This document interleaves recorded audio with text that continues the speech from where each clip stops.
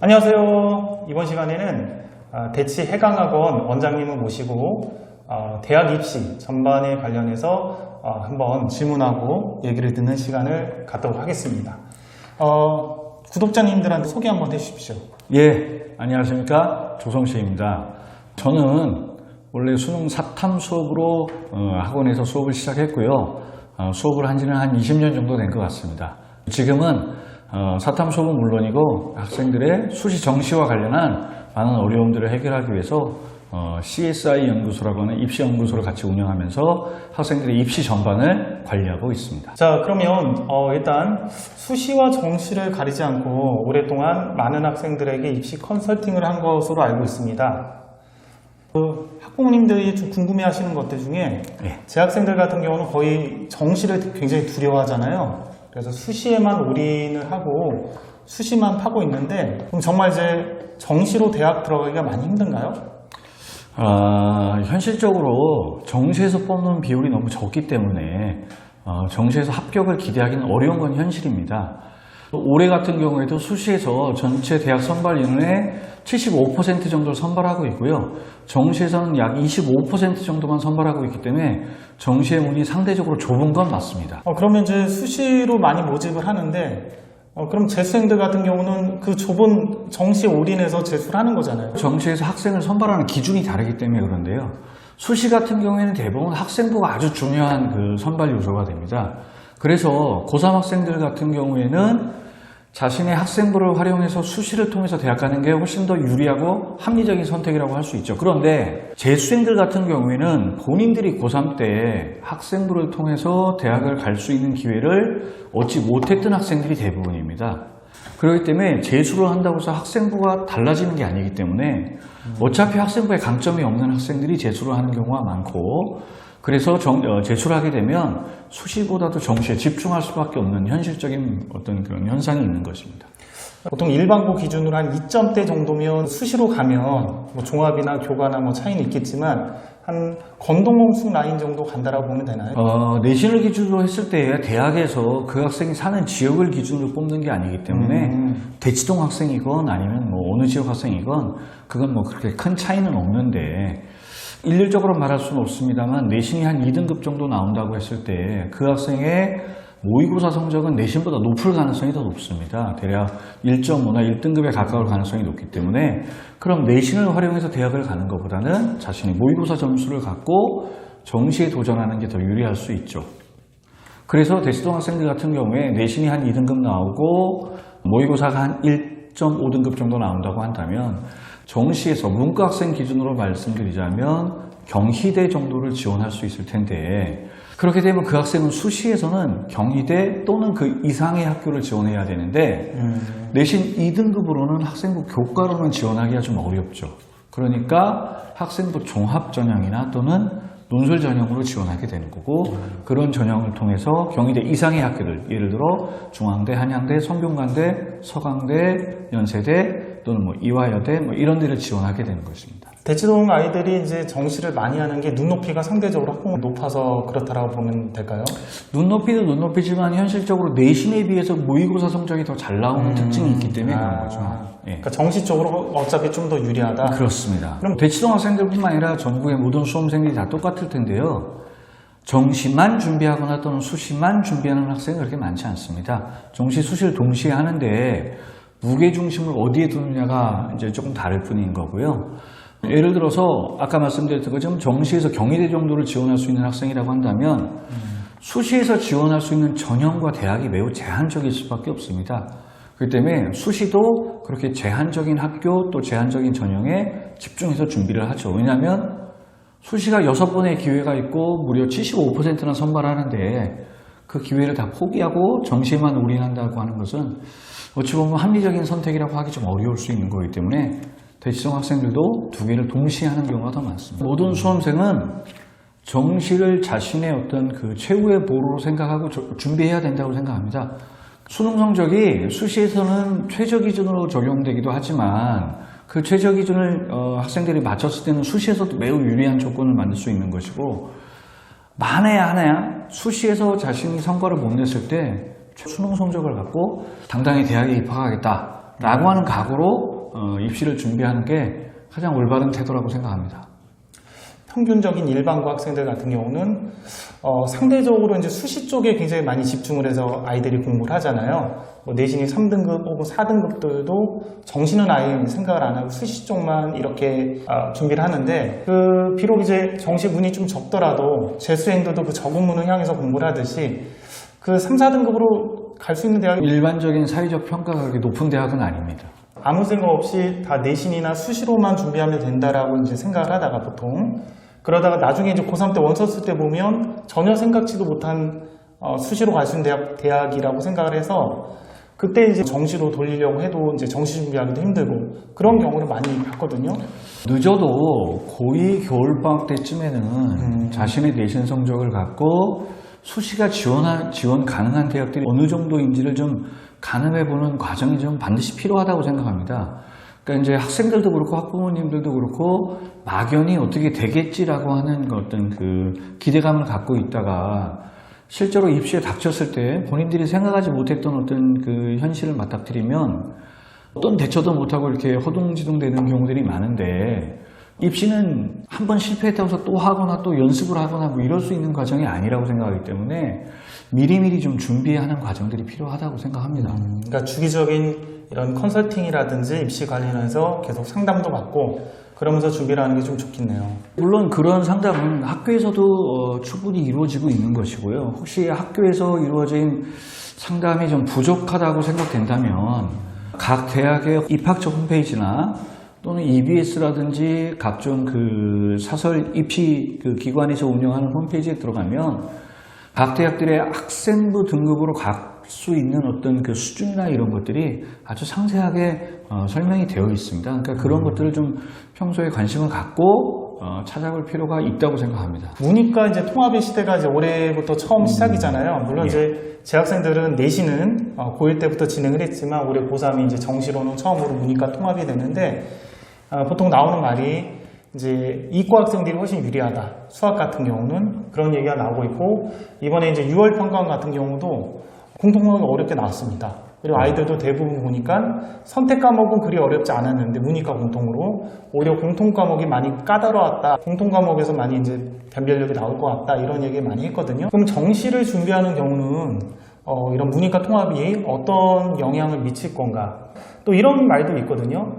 의치학대 정원이 많이 올해 늘어나가지고 실제로는 이제 문이과가 이렇게 통합이 돼서 이과 애들이 수학을 잘 따더라도 잘 딴 애들이 의치학대로 다 들어가 버리고 나면 문과 쪽, 뭐 상경계열 쪽으로 이렇게 지원해서 문과 쪽 좋은 학과를 빼앗는 그런 현상이 생각보다는 별로 없을 거기 때문에 특별히 뭐 문과가 불리하진 않다 이런 말도 또 있습니다. 예. 어떻게 보시나요? 일단 그 두 가지를 좀 질문하실 것 같은데요. 국어하고 수학에서 이제 그 문이과 공통 과목 선택 과목으로 보면서 수능 체계에 큰 변화가 있었는데 그게 수시나 정시에 어떤 영향을 미칠 것이냐 하는 거 하나 하고 이과 학생들이 문과 이동이 혹시 있을 수도 있냐라는 질문이었던 것 같은데요. 첫 번째 질문부터 좀 말씀을 드리면 국어에 비해서 수학에서 이 선택 과목에 따른 유불리가 확실히 나타나는 건 맞습니다. 지난 3, 4월 교육청 모의고사의 경우에 국어의 경우에는 화법과 작문과 언어와 매체 대체로 학생들은 화법과 작문을 절대 다수가 선택을 하고 있고요. 대략 한 75% 정도가 선택을 하고 있는 것 같습니다. 그 다음에 25% 정도의 학생들이 언어와 매체를 선택했는데 두 선택 과목 간의 점수 차이는 3월 모의고사의 경우에는 한 1점 정도밖에 차이가 나지 않았습니다.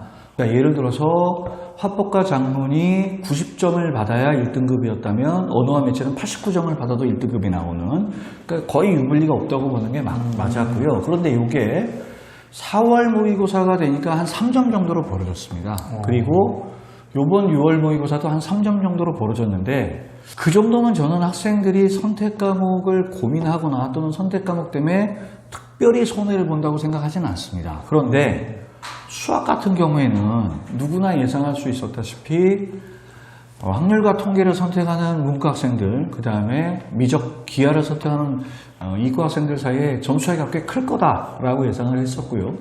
실제 3, 4월 모의고사에서는 확률과 통계에 비해서 미분과 적분을 선택한 학생들이 대략 한 3점 내지 4점 정도가 원점 수상으로 좀 유리했었습니다. 기하는 한 1, 2점 정도가 유리했었고요.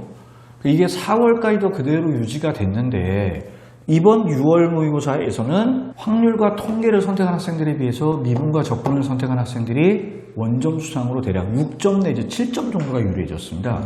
이걸 문제로 한 사람은 거의 두 문제 정도가 유리해진 거거든요.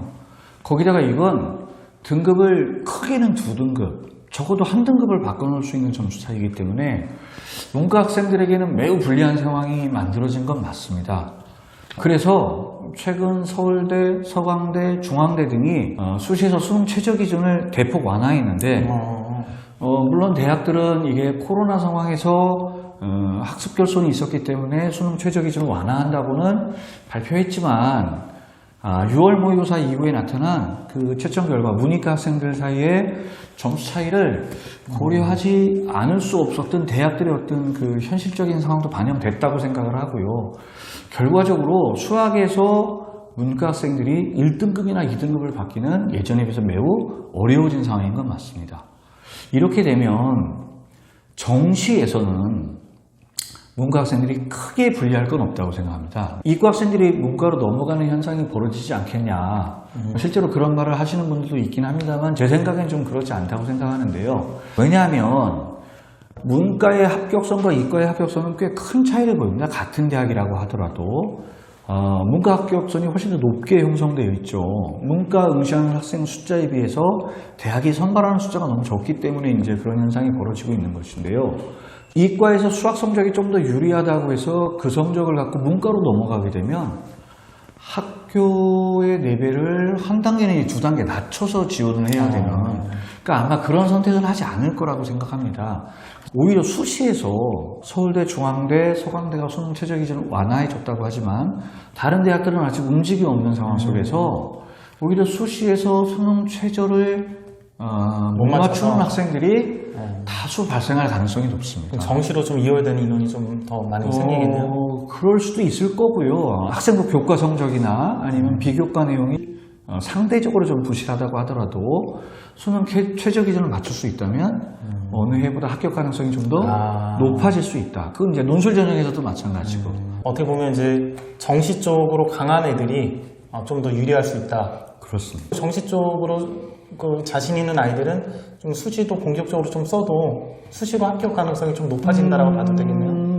전 뭐 그럴 수는 있다고 생각하는데요. 학생이 갖고 있는 이제 학생부의 특장점을 좀 분석할 필요가 있고, 그 다음에 전형별로 이제 학교들이 중점적으로 보는 요소들이 있기 때문에 거기서 본인이 어느 점에 강점이 있는지를 좀 객관적으로 평가하고 지금 사회자님 말씀하신 것처럼 공격적인 지원도 필요하다고 생각합니다. 그럼 상대적으로 뭐 지방이라든지 수능 최저를 맞추는 걸 많이 어려워하는 아이들, 특히 이제 문과 아이들 같은 경우는 뭐 수학이 작년 기준 1등급이면 지금은 2, 3등급으로 떨어지는 상황인데 똑같은 점수 받아도 그렇습니다. 뭐 지방 문과 계열 학생들 같은 경우는 수능 최저를 많이 못 맞출 가능성이 꽤 높겠네요. 현재로 봐서는. 이제 뭐 수학만을 갖고 수능 최저를 맞추는 건 아니기 때문에 국어나 영어나 탐구 과목을 통해서 수능 최저를 맞출 수는 있습니다. 그래서 오히려 국어 공부나 탐구 공부 또는 영어 공부에 집중하는 학생이 좀 늘어날 수는 있다고 생각을 하는데요. 또 다른 변수는 이번 6월 모의고사 같은 경우에 EBS가 미리 이 발표한 대로 연계율이 대폭 감소했습니다. 그래서 국어 같은 경우에는 EBS 교재에 나와 있는 지문들이 그대로 출제된 문항들이 꽤 나왔지만 영어는 단 한 문제도 EBS 지문이 출제가 되지 않았습니다. 그래서 상대적으로 학생들이 영어에 대한 체감 난이도가 꽤 높아졌고요. 그 정식 채점 결과가 나오진 않았습니다만 가채점 결과를 갖고 통계를 내본 결과로는 영어 1등급이 한 5% 정도 안팎으로 나올 걸로 예상되는데, 이 정도라면 작년 수능이나 작년 6월 모의고사에 비해서 영어 난이도가 매우 높아져 있는 상황입니다. 그래서 이런 기조가 만약에 수능 때까지 유지된다면 영어는 거의 절대평가이기 때문에 절대평가인데 거의 상대평가 정도 수준까지 그렇습니다. 절대평가이기 때문에 난이도가 높아지면은 등급은 그냥 내려갈 수밖에 없는 거죠. 그래서 올해 같은 경우에는 수시에서 수능 최저를 여하에 맞출 수 있냐가 수시에서 가장 중요한 승부처가 될 수도 있을 거다라고 하는 생각이 좀 듭니다. 실제 아이들 지도를 해보니까 문과 이제 일반고 평범한 아이들 반에서 1, 2등 하는 애들이 한 70점대밖에 안 나왔더라고요. 아마 평가원은 수능에서도 공통 과목의 난이도를 높이고 그다음에 선택 과목의 난이도를 좀 낮출 가능성이 높습니다. 이런 그 출제 경향은 국어에서도 오답률이 높은 문제들을 보면 모두 다 공통 과목에서 출제가 되고 있고요. 이번에 6번 문항, 시문학을 제외하고 나머지는 다 독서에서 오답률이 높은 문제들이 나와서 확실히 학생들이 독서, 즉 비문학 지문에서 아직도 많이 어려움을 겪고 있고 그런 문제들에서 오답률이 되게 높게 나오고 있는 어떤 현상들을 여전히 확인할 수 있었습니다. 수학 같은 경우는 좀 범위가 좀 달라져서 예전에 기출문제랑은 약간 차이점이 수원에서 나오는 삼가함수 활용 파트 그 파트를 준킬러 문제로 또 내더라고요. 그러니까 예를 들어 기출문제만 하면 그런 유형을 연습을 많이 못하는 거죠. 수학 같은 경우 미적분이야 뭐 원래 어렵게 나온 것도 수투에서 어렵게 내서 20번, 21번 그쪽 라인으로 배치가 돼 있는데 그 삼가함수 활용 파트 문제는 기존의 이제 기출문제에는 그런 류의 좀 고난도 문제들이 좀 없으니까 그런 거는 좀 예상 문제나 그런 거 찾아봐서 좀 공부를 해야 될 것 같더라고요. 그러니까 2015학년도 교육과정 편제가 바뀐 거에 따라서 올해 처음 치러지는 수능이기 때문에 기출문제의 어떤 출제 경향하고는 약간 좀 달라지는 문항들이 충분히 출제될 수 있고 그런 것까지 충분히 예상해서 대비를 할 필요가 있다고 생각합니다.